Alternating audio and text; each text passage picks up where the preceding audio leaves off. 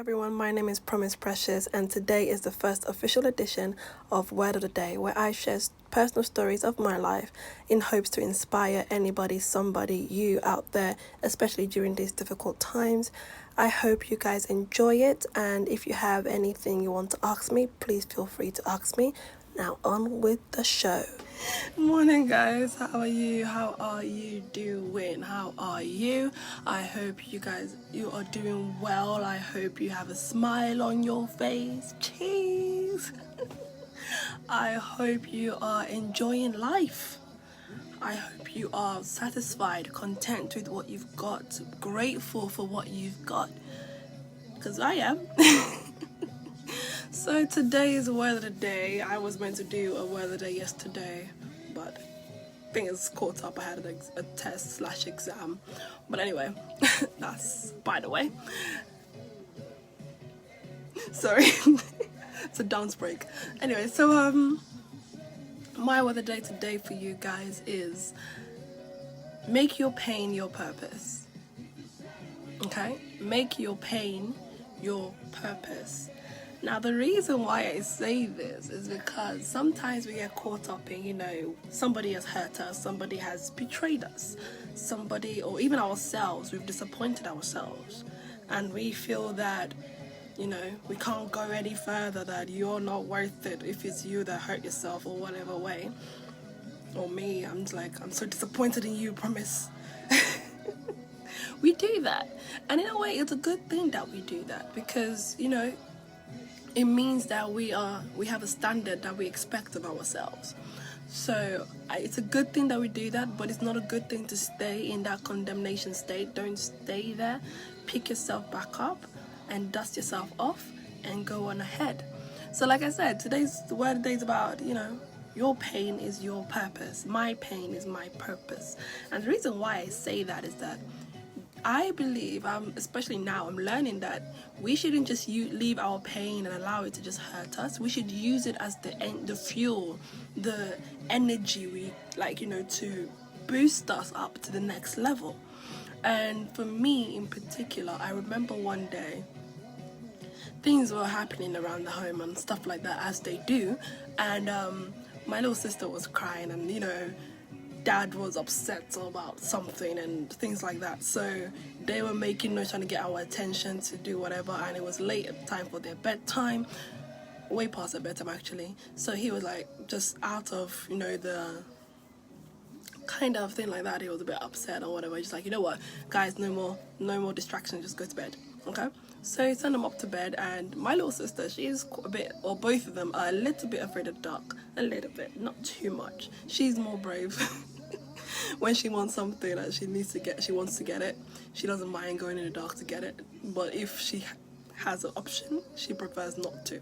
So she was crying, and but they both went to Dad took them to bed, and he turned off all the lights on the hallway. And my little sister was so scared.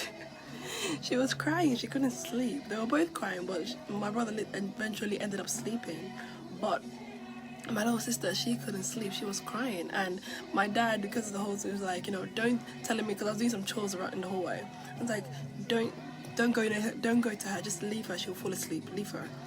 And because of everything that was happening that day and previously, this was a breaking point for me, okay? I was really but she's crying. It's but okay, so I just stayed in the hallway, and I broke down in tears, because it was as if the whole weight of everything going on just fell on me at that moment. And thankfully, I had been reading the book of Joshua in the Bible, and Joshua chapter 1 specifically. And I remembered, it was brought to my attention by the Holy Spirit. It was he told Joshua that he is giving him basically, I'm paraphrasing, he is giving him, Joshua, the role, or the responsibility rather, to divide the land, the promised land that God had given to the people of Israel, to them according to their inheritance. So to divide it for them as per the inheritance which he had promised to give them. So Joshua had this big responsibility. And all the while in that first chapter, God spoke at least 3 times that he should be strong and be courageous. See, when God says that, for me, it was like God is not saying that you're not going to face hardship. He's not saying that. He's not saying that you're not going to face difficulties. He's not saying that. He's not saying that you're going to have a bed full of roses. No, he's not. And bear in mind, roses come with thorns too. So he was telling Joshua ahead of time, preparing his heart, telling him that you're going to go through difficult times. So I need you to be strong and be of a good courage. To be strong and be of a good courage.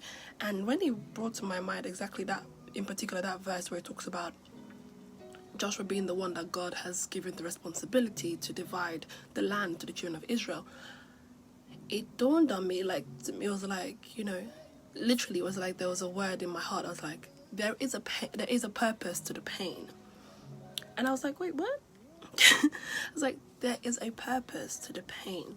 And then as I reflected on it, I realized that, for one, that's why I'm here as the elder sister. That's why I'm here as an older sister. I'm here to go through the things that they don't have to go through. When I go through all these things, I'm there to defend them. I'm there to prepare them. I'm there to, you know, inform them. I'm there to prepare them. I'm there to shield them. Just in regards to my siblings, for one. But then other people as well, other people my age, adults, whichever age range. So there is a way that we need to turn our pain into our purpose, make it our purpose, in the sense that I have gone through this, but I don't want anybody else to go through this. I have gone through this. I don't want you to have to even taste what I've gone through. Okay, like for example, when I was younger, I was mixed diagnosed, like I said a few videos ago. I was mixed diagnosed a lot, so much. But then only to come to the UK to get tested for everything they said I had back in Nigeria, and to be found that I had nothing. Then we did a whole thorough check, complete check, and it was still that I had nothing. I was fine. I was in good health, except I was too skinny. But that was ever since we got that result from the doctors that time. My whole mindset was that I do not want children to go through what I went through. I don't want them to go through the pain of starting the treatment only to get told that you don't actually have that, or really, like, you know, those really, like, for example, I was diagnosed with tuberculosis and I didn't have that, but I was diagnosed with it, and I was started on the treatment for it until it was stopped. That's a story for another time. So for me, ever since I was a young girl, I always wanted to help other people, to prevent other children from going through what I did. And in turn, by me preventing other children from going through what I did, I will be preventing the parents from going through what I did, what my mom did. Because it's the parents that's going to have to take you from left, right, one hospital here, one hospital there. My mom literally was hospital every 2 weeks, pretty much, of our time in Nigeria. I was always that sick. So for her, I realized that, you know, I went through this. Apart from my health, apart from other things going on, I went through all this to prevent other people from going through all this. So just a word for you today. It's a bit long today, I know, sorry. But just know that there is a purpose to your pain. And, you know, there's a satisfaction that you get when you find that you're able to help another person and keep them from going through what you went through. And for me, that is a true blessing. I may have to go through the pain, I don't mind. I will go through it, I might cry through it, I might, you know, I'll pray through it. All these things.